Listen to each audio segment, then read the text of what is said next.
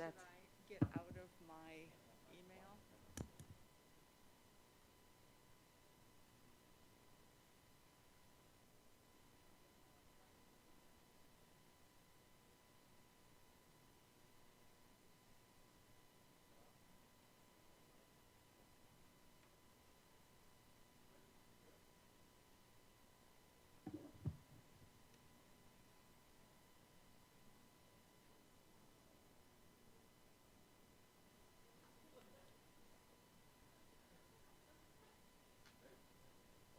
Should I close the door and then open it when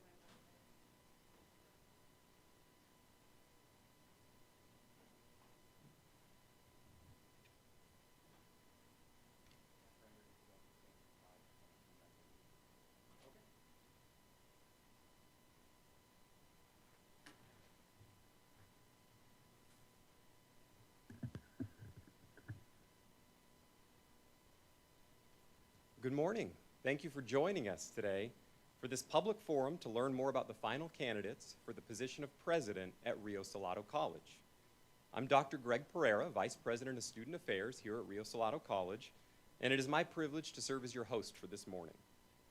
I would like to introduce Dr. Georgetta Kelly, Chief Human Resources Officer for the Maricopa Community Colleges. Dr. Kelly and I will be your co-facilitators for today's session. Dr. Kelly? Thank you so much, Greg. Good morning, everyone.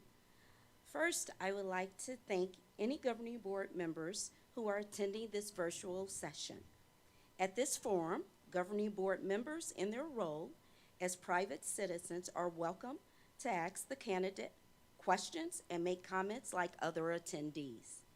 However, they are not allowed under Arizona open meeting law to discuss with other board members matters raised at the forum or to take any district action as governing board members. This forum, along with the college VP leadership meeting, the senators meeting, campus tour, sessions with the President's Council and senior staff, as well as a formal interview with Dr. Stephen R. Gonzalez, interim chancellor of Maricopa Community Colleges, are the final steps in the search process for this college president position. I would like to review today's format and ground rules of this public forum. This forum is scheduled for 60 minutes today. The finalists will be given up to 7 minutes to introduce him or herself and explain the background that has prepared them for the role of college president. I will then ask for questions from the audience. In instances where we may receive multiple questions from one attendee, we will do our best to honor one question per attendee with the intention of rotating back to the previously unread questions as time permits. We are video streaming the public forum, so the finalist is limited to a certain area of the room. You will be invited to submit questions to xexsearchforum@domel.maricopa.edu. The link is also available on the public forum webpage at www.maricopa.edu/RioForums. As time runs out, I will invite the finalists to take up to 5 minutes for any closing remarks.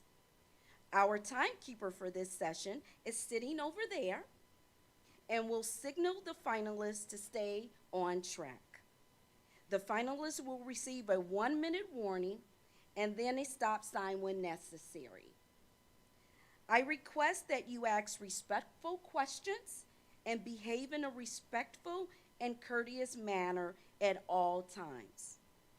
For those assisting with this event, please silence your cell phones. The purpose of the public forum is to provide you with an opportunity to get to know the finalists and to solicit input. The finalist bios and feedback form is available, again, at www.maricopa.edu/RioForums. Please be sure to complete the online feedback forms. The form is compatible for mobile devices, and the feedback information provided in the form is confidential and sent to the Chancellor for his review and decision-making. The links to view the forms and provide feedback will close after 5 p.m. on April 21st, 2021.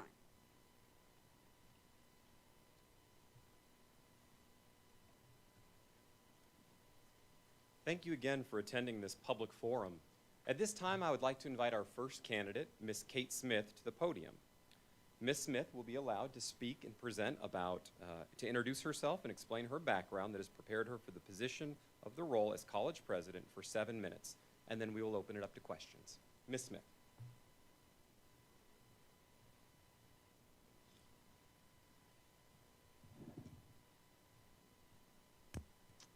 So thank you, Dr. Pereira, and good morning, Rio Salado College community. I apologize for the extra sounds there with moving the microphone. So let me say again, thank you so much, Dr. Pereira. Thank you, Rio Salado College community, Maricopa District, Maricopa County, and wherever you might be attending from. Thank you for joining us for this public forum. And thank you for the distinct privilege and honor to be considered to serve as the next president of Rio Salado College. As an internal candidate, many of you might know me, but for those of you who don't know me, I would like to share a little bit of personal information. First, I'm an outdoor enthusiast, love the outdoors. I love meeting and knowing people. I'm in my last year of my doctoral program, and I have one son who I raised as a single parent, and through some bumps and bruises along the way, I am proud to share that he is a community college graduate and is currently studying overseas in a second language to become a teacher. So one important skill that I learned from raising him and from parenting was the value of cross-generational communication and understanding, which is extremely important for a leader as we look at Rio Salado College, and that currently there are 5 distinct generations within the Rio Salado College workforce. So, in addition to that, the question was, how has my background prepared me for the role of president? So, let's go. 30 years and 7 minutes. Let's begin with teaching and advising. I spent 21 years at Monroe Community College. 15 of those years I spent teaching and advising, working with students in a classroom, working with them one-on-one. That taught me a laser-sharp focus on student success, equitable access, and equitable outcomes, and that drives me every day in the work that I do. Shared governance. So I served as a faculty member on the Faculty Senate executive team, union member, and then at that same institution, I transitioned to being an administrator. So through those experiences, I developed a very deep appreciation for the intrinsic value of inviting all voices to inform decision-making and the importance of that to promoting innovation. Leadership. So teaching provides you a lot of learning that informs your leadership practices, not the least of which is creating safe spaces, psychologically safe spaces for students, employees, members of the community to engage in learning, dialogue, and growth. Meeting people where they are at. Fundamentally important to building strong relationships and building strategic partnership development. Listening is the key to successful leadership. I learned to listen with my ears, with my eyes, and with my heart. And as a department chairperson, dean, vice president, and interim president, I developed expertise with building cross-divisional, cross-functional teams that produce meaningful results. Communication. Communication, over-communicating is important. Transparent communication, two-way communication is requisite for impact. And given the current pandemic that we have all been in for over a year, we've all been able to see the incredible importance of communication in crisis management For example, at Rio Salado College, we develop bi-weekly all-employee meetings that have become a very precious time for all of us to gather for updates, information sharing, and connection. Okay, accreditation. Had the opportunity to be part of a leadership team for successful accreditation at Monroe Community College, and currently working with a dynamic team at Rio Salado College preparing for the upcoming HLC accreditation. Grants. Lots of experience with securing and leading grants. I've learned how to position an institution and the work that an institution does so that funders will want to join us and support us. From local, small grants to statewide grants to multi-million-dollar federal grants. Fiscal stewardship.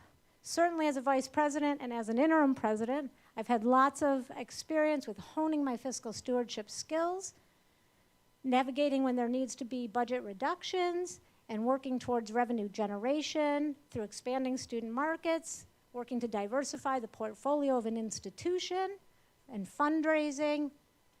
For example, our work in our national division at Rio Salado College that has generated significant revenue over the last 2 years.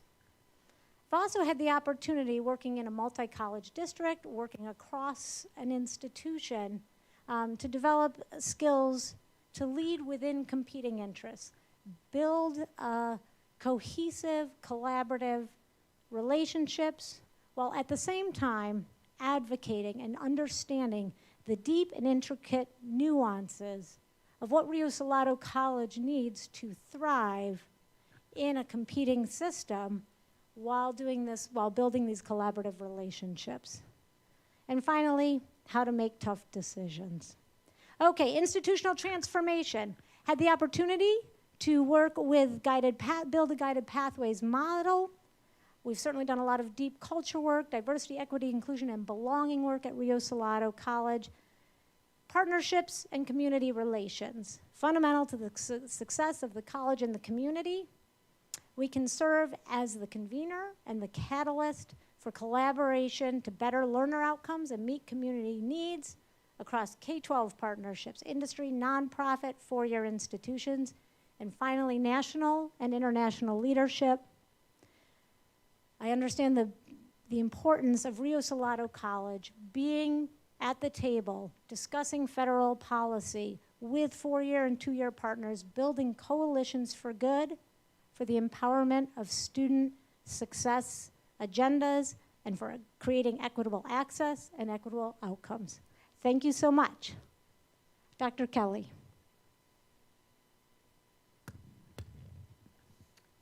Thank you so much.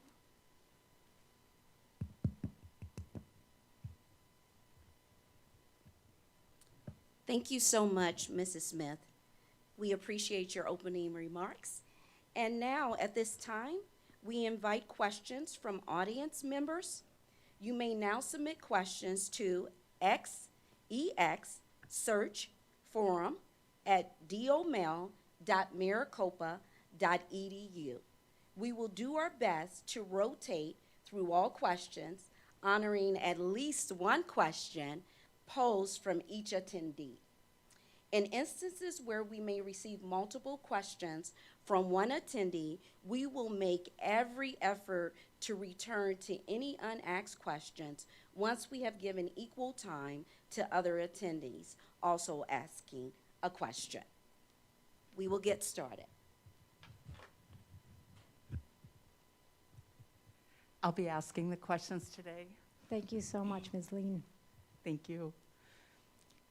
According to a report released by the Bureau of Labor Statistics in February, people with disabilities have lower educational attainment and higher unemployment than their non-disabled peers. The report also found that the higher their educational attainment, the more likely people with disabilities were to be employed. How can Rio help people with disabilities reach their educational goals and increase their likelihood of obtaining gainful employment? Thank you so much. Excellent question. Love the reference to the data. Rio Salado College has been working to position itself to be a college that is known locally and nationally as the place to come to achieve your education within any disability that you might have, that we will be there to provide that holistic support and the access that is needed. We've worked very hard over the last few years, the instructional development team, and I need to say everything I talk about today and every question I answer is about what the college, what all of us working together have accomplished. So I want that to be very clear. So we have worked very hard to increase in an online environment how we support our students to have greater access as we continue to build out exceeding all standards for serving students with disabilities, and I do mean exceeding them. We will become the place that we can then reach out, partner with organizations that support students with disabilities to welcome them to Rio Salado College, bring them through and along on our education pathway, and support them to that success. We can also work with industry and community partners to create pathways for our students with disabilities so as they progress on their education journey, they've got a clear pathway into the workforce and therefore can increase their lifelong earning income. Thank you. Our next question, MCCCD has said it supports sustainability. How would you implement remote work or hybrid workspace as a method to reduce the Rio Salado College carbon footprint? Well, thank you so much. I'm smiling because this past year we've had a lot of experience with how to establish remote work and hybrid work formats. So I think we are well positioned from the learning that we've had through the pandemic about how to structure, for example, supervisors working with their department members on what does this look like? What are making very clear expectations? But really important in that is the connection. So I think to create that sustainable future and reduce that carbon footprint, but maintain that high level of innovation that Rio Salado College has always had at its core and is known for nationally, there needs to remain, we have to be very diligent to focus on how we continue to support that connection and engagement that research has shown us is integral to continuing innovation. And so some of the ways that we've been doing that is we've certainly made great use of a platform like today, where we're connecting with each other, where we can see each other, where we can meet, quote, and virtually see each other and speak with each other. I think also it's that deep planning of how and when do you schedule in-person time for the connection time, and then how will you set expectations. I think it's also addressing the technology. Rio Salado College, as we went into the pandemic, was well prepared with a phone system, with the technological tools that I think the college as a whole was able to more seamlessly, certainly a heavy lift, but more seamlessly than many, we were able to move to that remote environment and keep serving students without missing a beat. Our students were well taken care of, and that is something that we can all be very proud of. So again, absolutely, I think we're on that pathway right now. We've had the experience, we've been learning around the technology and the tools, and those are going to continue to advance, that are going to continue to support a hybrid and remote workspace and sharing of office space potentially in person. But ultimately, within that structure, we also will never lose sight. We need to never lose sight of how we build connection and community that is core to innovation. Thank you so much. Please explain your philosophy on quality assurance and continuous improvement and the role it has within a college. Thank you so much. Can you repeat that? Quality assurance and continuous improvement? Please explain your philosophy on quality assurance and continuous improvement and the role it has within a college. So quality assurance and continuous improvement are completely intertwined, right? So as we review our work, as we put in place, and I will compliment Rio Salado College has put in tremendous work into our quality assurance, from our QA matters work through having actually a dedicated position around quality assurance that we've established. So as we monitor our quality assurance, as we build out those structures, and we've been intentional at Rio to build them out as a positive and engaging, exciting, almost action research type of quality assurance. Checking back, reviewing, tracking, measuring our outcomes, which then leads us and informs us around how we can continue to improve. And that's the exciting part of quality assurance, because it lets us then continue to improve, continue to iterate. We also have our plan, do, check, act cycle that really represents kind of that quality assurance and then continuous improvement loop. It's fundamentally core to an institution thriving in an innovative space, thriving from a compliance perspective, knowing and seeing how we can be the best institution and continuing to investigate that, continuing to iterate throughout all cycles until we, so that we can always be better and better and better and provide better outcomes for our students. So that was a great question. I think I repeated a little bit there, but it's fundamental to the core of an institution. Thank you. Where does staff belong in a shared governance model at a community college, and how have you involved staff in decision-making, especially with unpopular decisions that had direct consequences to staff? What were the results? Thank you again for that question. So staff, all employees and staff are integral to a shared governance model. I cited earlier in my opening remarks about the learning and the journey I have been on throughout my career that has taught me, again, that intrinsic value of bringing all voices to the table to inform decision making. Staff are fundamentally important to that. I think we run the risk, I actually can't even imagine not inviting voices in because I don't know how you would make a good decision if it's an uninformed decision. I think you would run the risk of poor decision making. So the experiences that staff have, the lens of how they do their work, every person at the college, faculty, staff, administrators, everyone brings a certain lens from how they're experiencing students, how they're experiencing processes, what they're seeing as working well, where they see gaps, where they see what we need to address.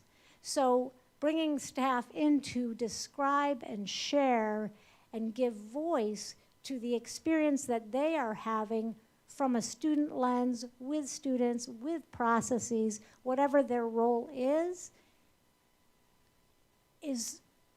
fundamentally important to understanding that leads to making positive decisions. Okay, so then there was the part of the question about, I believe, about when there are difficult decisions to be made.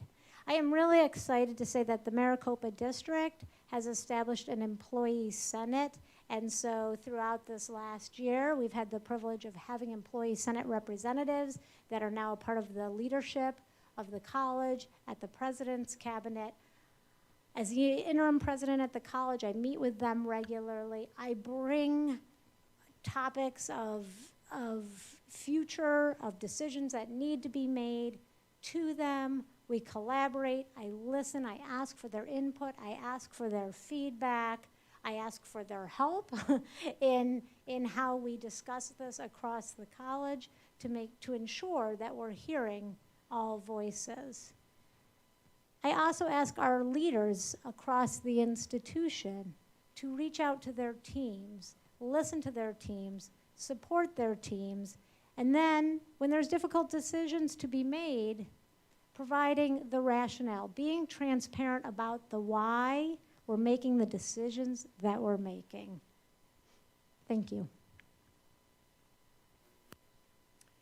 Can you share one way you supported the social and emotional well-being of your staff, faculty, and students during COVID-19? Thank you, Sandy, again. I would like to go back again.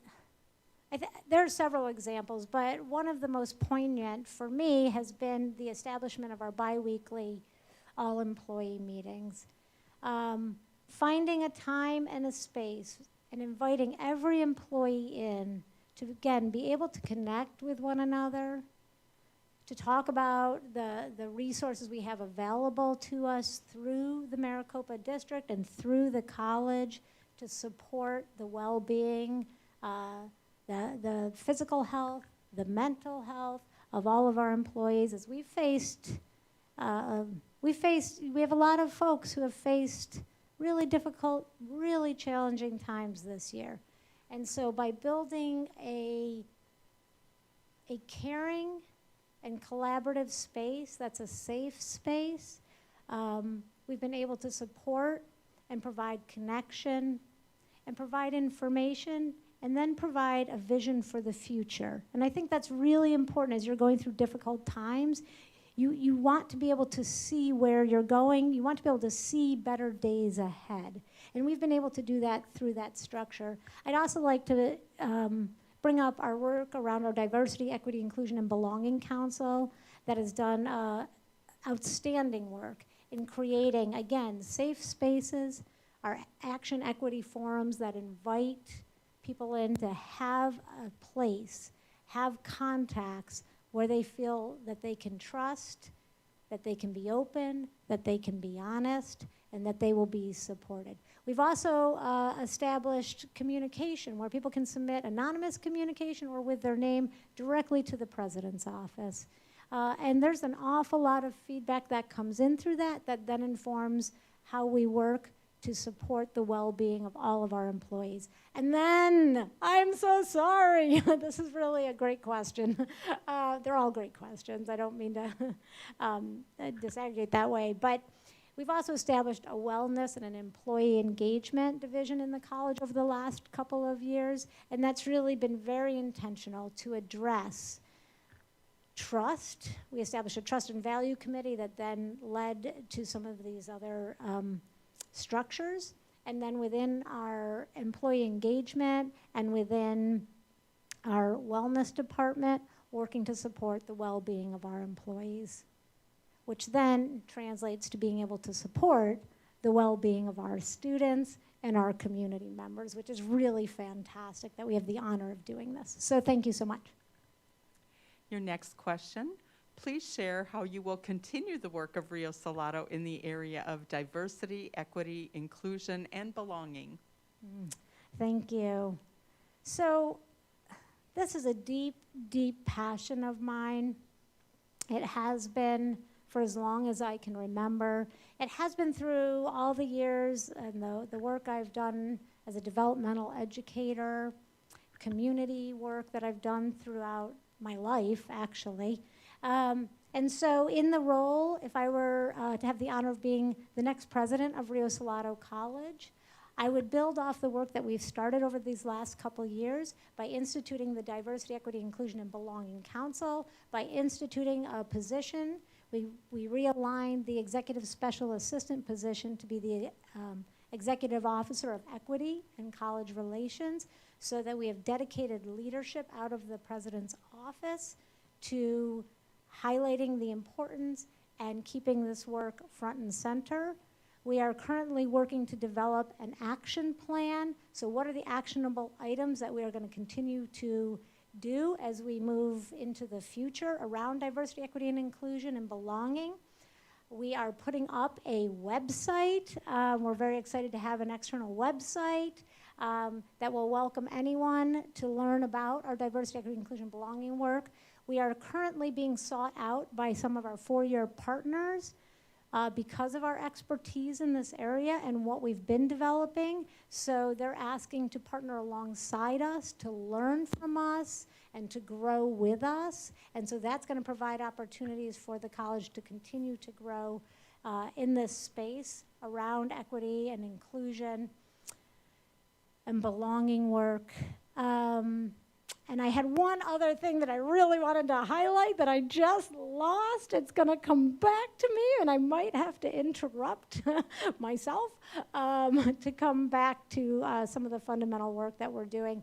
But I would actually then continue to grow on that work. Oh, the other one was I've just reached out to an institution, a different institution.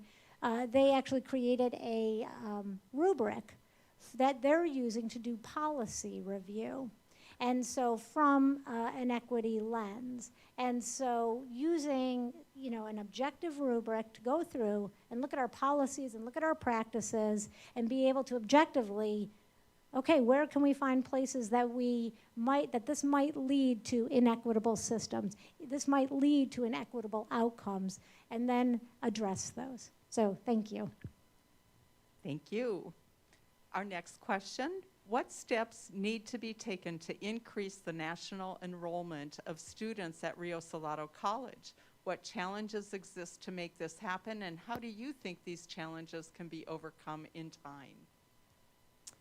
So first and foremost, I'm excited, thank you for that question. First and foremost, I'm excited to share that there are inherently numerous challenges. So I'm not excited to share that part. I'm excited to share where we are. The numerous challenges involve the proliferation of online that was already happening at institutions across the country. Then you combine that with entering a pandemic that nobody could have planned for. And so now every college is working on growing their online presence out of need of having to have moved remotely and serve students more remotely. So the competition in that space abounds for student enrollments. The exciting part, what I'm excited to talk about in that, is we have been working really hard on a 5-pronged strategy around national. We developed a comprehensive business plan around how to move out into the national space. One of those prongs has been our business-to-business partnerships, B2B partnerships. And as we have grown those, as we've been cultivating and working on having the internal structures, building those key relationships with partners across the country, we are now at kind of that precipice of jumping off. We just, at Rio, we were able to sign a deal with JBS USA, which is a company that has 66,000 employees nationwide. They chose Rio for several reasons. A, they found Rio, which means the hard and deep work we've done to build our brand nationally is paying off. They chose us as their online community college partner, their only online partner for all 66,000 employees and their dependents. They chose us because of our innovative, flexible model, and they chose us because we align with their programming, which is called Better Futures. And we are very much in sync with where they are headed as a company in terms of providing pathways for economic mobility for their employees through education. So we can see that although these challenges abound, one strategy that we will continue to build on is our B2B relationships. We've also recently been chosen through an RFP with the Guild Corporation to provide a foundations program that they are now taking to employers all over the country. We have 2 more major partnerships that we're getting ready to close and sign.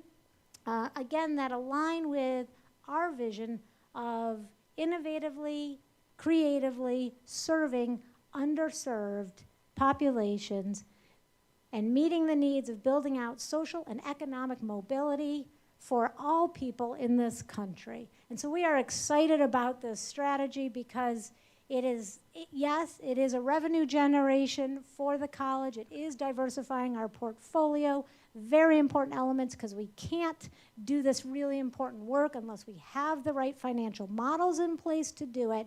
We have those models now under develop.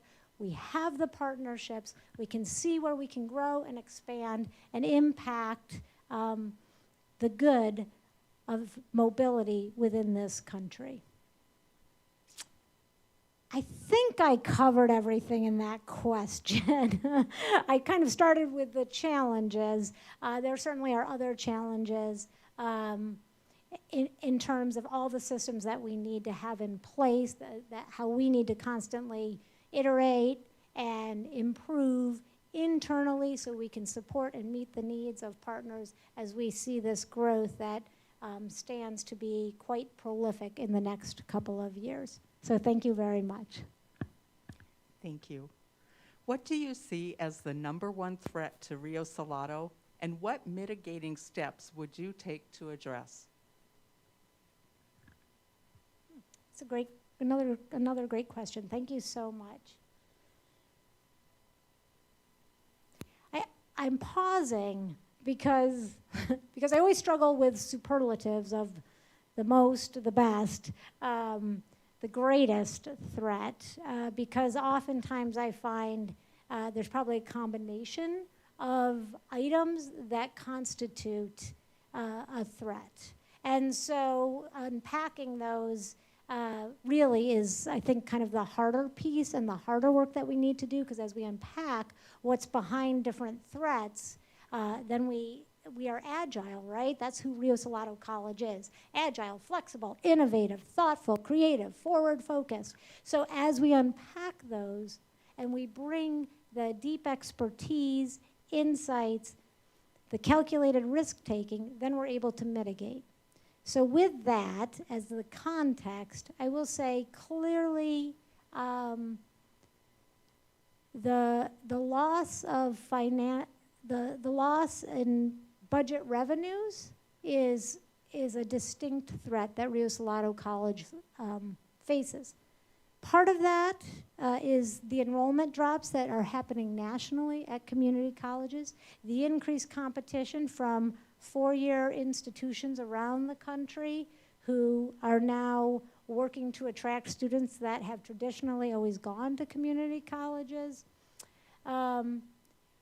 In Arizona, in particular, we saw the state remove funding from the Maricopa district at a cost of significantly, I think it was over $60 million that was reduced. So there's been different funding streams that have reduced. And then again, with the enrollment reducing, those are challenges that are very real, that we look at the data, that we are addressing, that we are continuously working to see where our new strategies are. If you're familiar with the term, the next blue ocean, which has long been a mantra of Rio Salado College, where that next blue ocean is. So part of what we're doing to address that is our national strategy that I already talked about. They're within our business to business.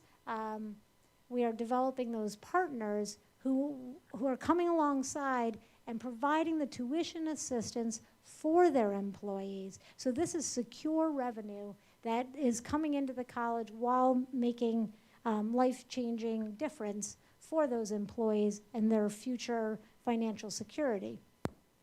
We're in terms of other revenue generation, we also have worked on a marketing strategy. We're increasing all of our marketing and enrollment strategies. We've set clear goals around increasing our student completion, which means increasing our student retention, which then impacts our enrollment. And that's a very key piece of our enrollment strategies as we move forward. I think another real threat is technology and the advancement of technology and our ability to keep pace with the advancement of technology. And that is fundamentally going to be important to Rio Salado College. that functions on the front end of curves, that functions in that very innovative space. It is really important that we are constantly being strategic around how are we going to modernize systems, how are we going to have the funding to continue to improve in our technological systems as they continue to advance and continue to advance at quicker and quicker paces. And so part of that is also happening through, is going to happen through the national partnerships that Rio Salado College has, working at, sitting at tables with our 4 years or 2 years, talking with talking about federal policy that impacts our students, and talking about how we partner together with industry so that we can bring and stay in sync with where technology is heading. So thank you so much. Ms. Smith, we're running out of time. I've got Sorry. This last question. We might have time for another one after that. One moment. Thank you. What is your vision for Rio Salado moving forward? Great question. Boy, that goes right into my closing remarks as we look at Rio Salado College moving forward. My vision begins with a place of understanding that it's a really exciting time for Rio Salado College and that the future is incredibly bright and full of opportunity. So the vision is, as we've already talked about, that national strategy in building out our B2B partnerships, in building out what I want to call our C2C partnerships, our college-to-college partnerships, where Rio Salado College can come alongside the institutions across the country who are facing also reductions in budgets, reductions in revenues, may not need to build out their full online structure to provide access to their students. If we can come along and partner with them, that is a space that we can meet needs of learners that fill in their curricular gaps through our online, being a leader in online education, and make it work so it's feasible, financially feasible for the student and for both institutions. We're going to be piloting that in the fall as a college. Building off our local community, thriving within our local community, and really building off our adult basic education award-winning program to partner all across Maricopa County. We know that there's hundreds of thousands of adults that have not completed their high school equivalency. We can support them joining with other partners. So the future is going to be collaborative. The future is going to be those partnerships and supporting those learners to completing that high school equivalency into a micro-credential, into a certification, into a degree, and into the workforce. We know that Maricopa County is poised to experience a 22% growth from now through 2035, population growth. We know the tech industry has been booming here, 40% growth compared to 5% nationally. The financial industry has been booming here, 10% growth expected.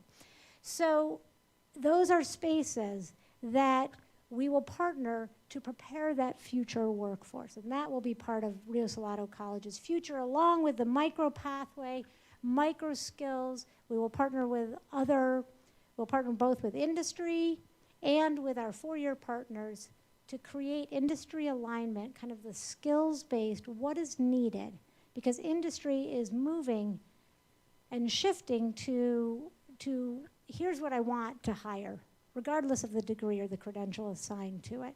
So as we partner with them, then we build these stackable micro pathways that build then to certifications and degrees. And finally, the technology. Okay, thank you. Thank you. We thank you for your time today, Ms. Smith. If you would like to leave us with any closing remarks, you are welcome to take up to 5 minutes to do so. Thank you. I just spent about 5 minutes sharing most of what was going to be in my closing remarks with all of you. So let me just say, first of all, thank you, Ms. Lean. Thank you, Dr. Kelly, for your facilitation of this session. Thank you to each of you for making time to be here and to participate in these forums, and for really being thoughtful and committed to the future of Rio Salado College. And it's a future that I believe is limitless. I truly believe it is limitless, and it is exciting, and it will be built on our core of innovation. The core of Rio Salado College has always been that innovative spirit, and that is what will lead us into a very successful, very bright future. It is who we are, and it is how we thrive. So by bringing together the diversity of ideas from across the institution, by building collaborative partnerships, collaborative relationships within Maricopa district, within the county, within the state, and nationally, we will, together with our partners across the college, we will build a strong future that includes, again, that expansion in our B2B partnerships, in our C2C partnerships, in our local communities thriving to build that emerging workforce that is needed, in our micro pathways work, and then incorporating artificial intelligence, virtual reality, augmented reality, systems such as blockchain systems that provide greater equity in access and opportunity for students and more efficient systems for institutions. So working together through innovative and collaborative practice, we will continue to reimagine our future for great success. So friends, colleagues, attendees, I want to share that I have personally witnessed the miracles that Rio Salado College can create. And I would be honored to be with you as your next president as we continue to create more and more miracles. Thank you very much. Thank you so much, Mrs. Smith. This now concludes this public forum, and we invite you to take time to complete your feedback forms located at www.maricopa.edu/Rio Forums. All feedback is due by Wednesday, April 21st at 5 p.m. Thank you again for joining us today.